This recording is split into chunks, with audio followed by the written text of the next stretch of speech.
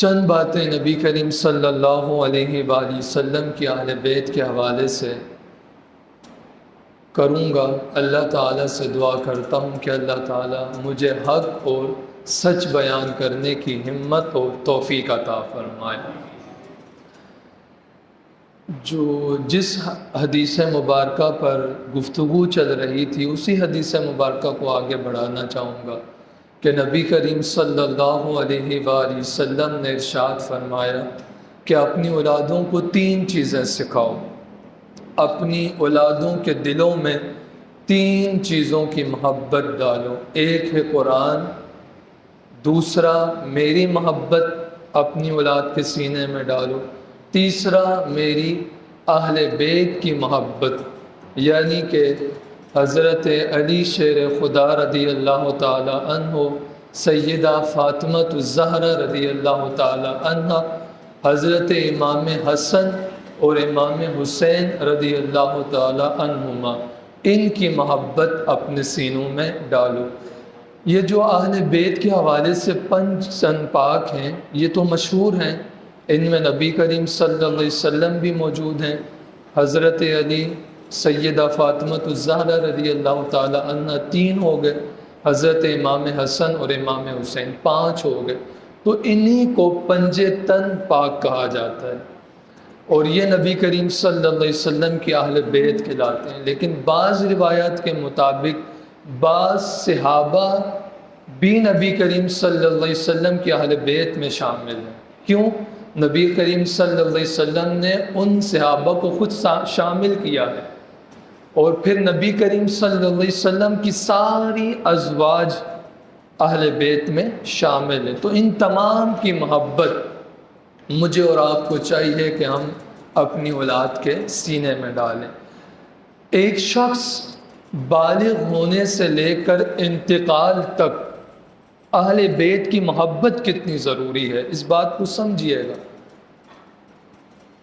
بالغ ہونے سے لے کر انتقال تک کوئی نماز نہ چھوڑے، زکوٰۃ بھی ادا کرتا رہے، صاحب نصاب ہو حج بھی ادا کرے، کوئی گناہ نہ کرے، پر یہ گناہ کر بیٹھے کہ اسے نبی کریم صلی اللہ علیہ وسلم کی اہل بیت سے محبت نہ، وہ بغض رکھتا، حاجی بھی ہے، نمازی بھی ہے، زکوٰۃ ادا کرنے والا بھی ہے، نیک بندہ بھی ہے، لیکن نبی کریم صلی اللہ علیہ وسلم کی آل سے بغض رکھتا ہے، تو کہا گیا کل قیامت کے دن وہ جنت میں نہیں جائے گا۔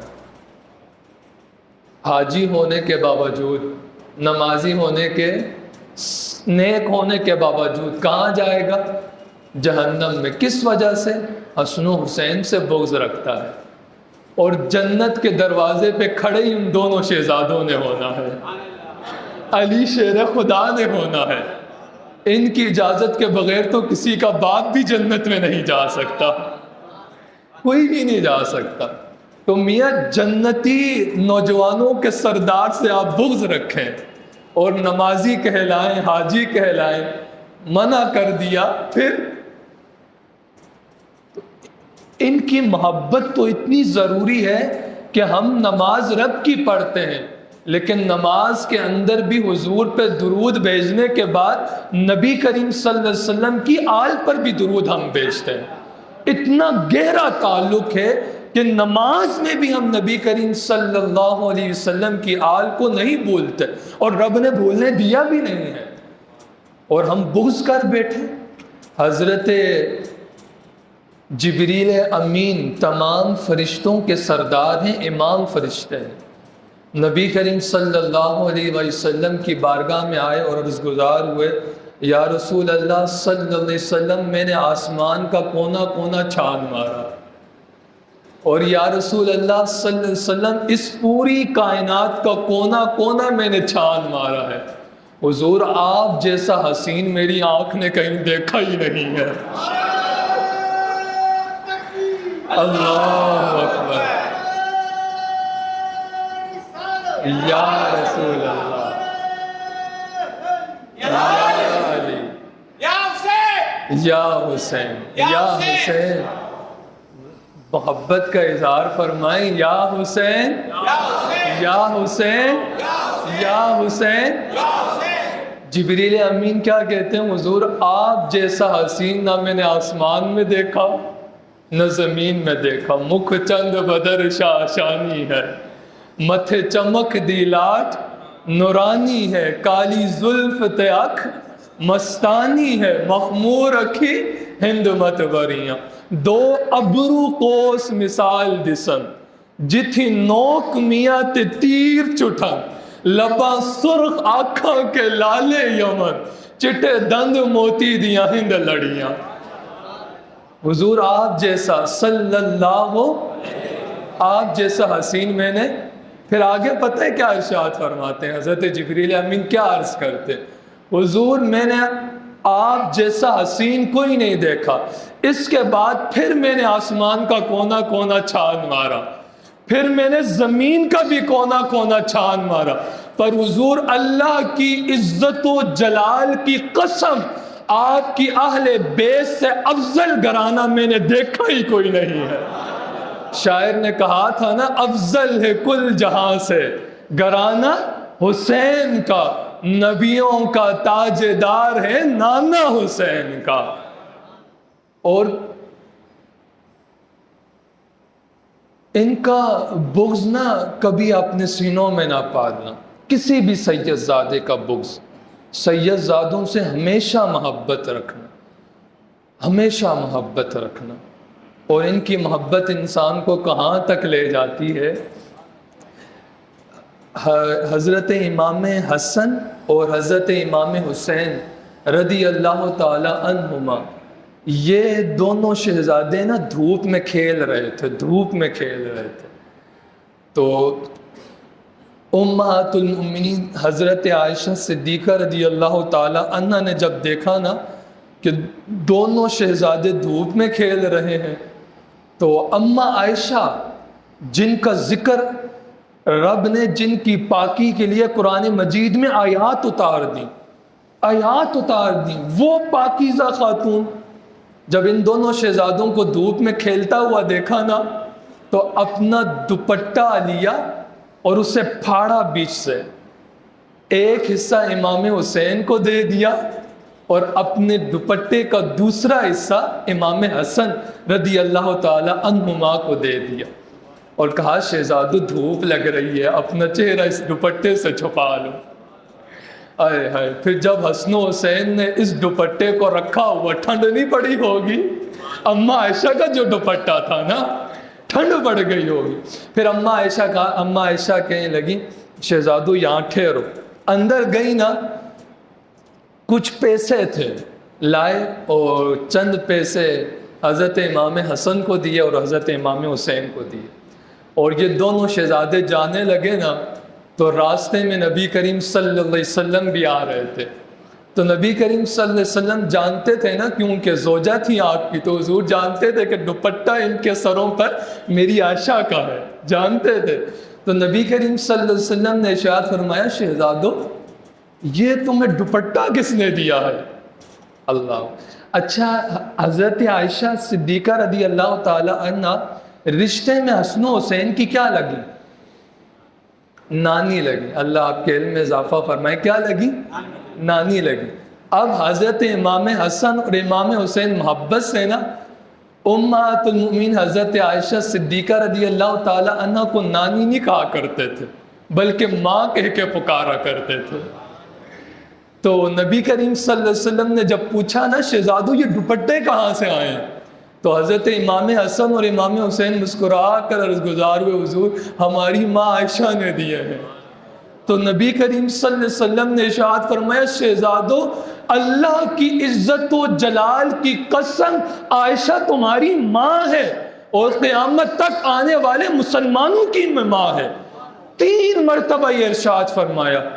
اماں عائشہ کو پتہ چل گیا کہ نبی کریم صلی اللہ علیہ وسلم نے مجھے ان دونوں شہزادوں کی ماں کہہ کے پکارا ہے، تو اماں عائشہ پھر فخر سے کہا کرتی تھیں لوگوں نبی کریم صلی اللہ علیہ وسلم نے مجھ پر بڑے کرم فرمائے ہیں، بڑی بڑی عزتوں سے نوازا ہے، پر میں اتنی زیادہ خوش نہیں ہوئی جتنی زیادہ میں خوش آج ہوئی ہوں کیونکہ مجھ عائشہ کو نبیوں کے امام نے حسن و حسین کی ماں کہہ کے پکارا ہے، میں بھی کل کہوں گی مالک ان جنتی نوجوانوں کی ماں آ رہی ہوں، میں بھی فخر کروں گی، مجھے ان پر فخر ہوا ہے، اتنی محبت۔ اور آخری روایت پھر میں آپ سے اجازت چاہتا ہوں، حضرت عمر فاروق رضی اللہ تعالی عنہ نا 22 لاکھ مربع میل کے حاکم ہیں، 22 لاکھ مربع میل کے حاکم۔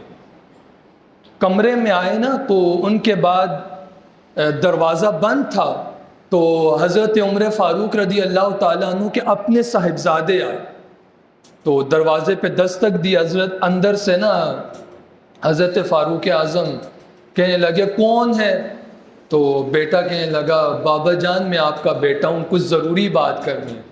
تو حضرت عمر فاروق رضی اللہ تعالیٰ عنہ کہنے لگے بیٹا ٹھہر جا، یہیں کھڑا رہے، اندر نہ آنا، میں کچھ ضروری کام کر رہا ہوں، باہر آؤں گا تو تجھ سے میں ملوں گا، کھڑا رہے یہاں پر۔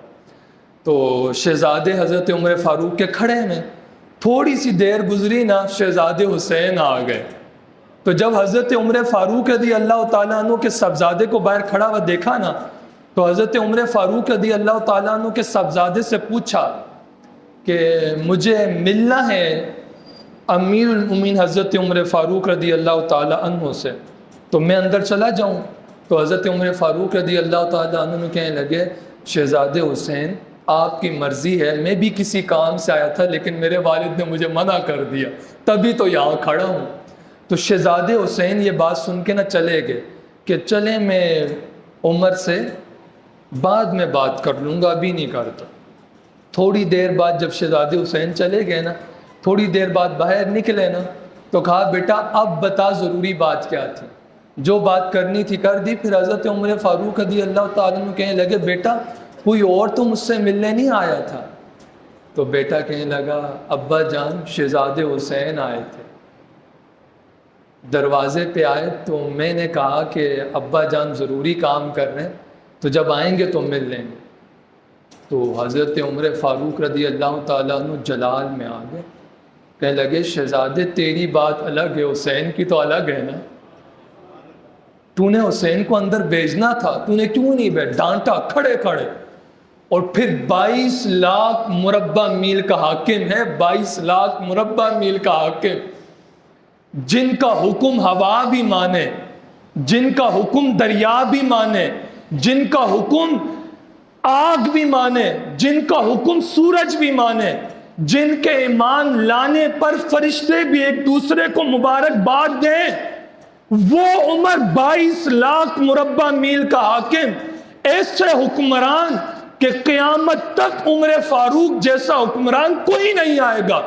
آج بھی آج تو ہم غیروں کی تعریف کر رہے ہیں نا، لیکن سنو کائنات میں ایک ایسا لیڈر، ایک ایسا حکمران بھی گزرا ہے۔ انگریز عمر کی شان بیان کرتے ہیں، انگریزوں نے نہ کلمہ پڑھا ہے رب کا، نہ کلمہ پڑھا ہے رب کے رسول کا، لیکن ایک انگریز نے تاریخ ساز جملے کہے تھے if there was a second Umar in this world then Islam overcome all over the world۔ لوگوں دعا کیا کرو عمر جیسا اگر تمہیں دوسرا حکمران مل جائے نا تو اس کائنات میں جتنے انسان بستے ہیں ان انسانوں کے ہونٹوں پہ نام محمد عربی کا ہو۔ اللہ اکبر، یا رسول اللہ، یا سنیے بات، حق چاہ رہا، سنیے وہ عمر جن کی تعریف غیر بھی کریں، وہ عمر شہزادے حسین کے پاس آ گئے اور گھٹنوں کے بل بیٹھے۔ میں کسی کے سامنے اپنی پگڑی رکھوں؟ میں تو میرے اندر تکبر اتنے، میں کسی کے آنے پہ کھڑا ہوں، میں کسی کے سامنے اپنی پگڑی رکھوں گا؟ لیکن سنو یار سنو، 22 لاکھ مربع میل کے حاکم نے اپنی سر سے دستار اتاری اور شہزادے حسین کے قدموں میں رکھی اور اپنے بالوں کو پکڑا اور کہا شہزادے حسین یہ جو میرے سر پہ یہ جو بال اگے ہیں نا یہ مدینے والے محبوب کا صدقہ ہے۔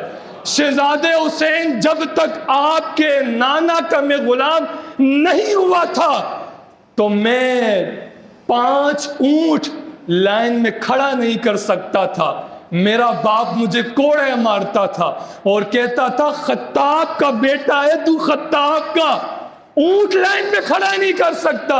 شہزادے حسین جب سے میں آپ کے نانا کی غلامی میں آیا ساری کائنات کو ایک صف میں کھڑا کر دیا ہے. شہزادے آپ چلے گئے واپس. شہزادے اب جب بھی آنا ہو نا عمر رات کے اندھیرے میں سو کیوں نہ رہا ہو. تو شہزادے آپ نے دروازے پہ دستک دینی ہے، عمر نہ کھڑا ہوا پھر بات کرنا. دعا کرتا ہوں اللہ تعالی مرتے دم تک ہمیں نبی کریم صلی اللہ علیہ وسلم کی آل بیت کا وفادار رکھے، ہمیں آل بیت کا وفادار رکھے، ہمیں آل بیت کا وفادار رکھے. میں تو کہتا ہوں جب ہم مرے تو ہمارے ہونٹوں پہ حسن حسین کا نام آئے. فرشتے بھی کہیں گے مالک جان نکل رہی تھی، جنتی نوجوانوں کے سردار کا نام ان کے ہونٹوں پر تھا.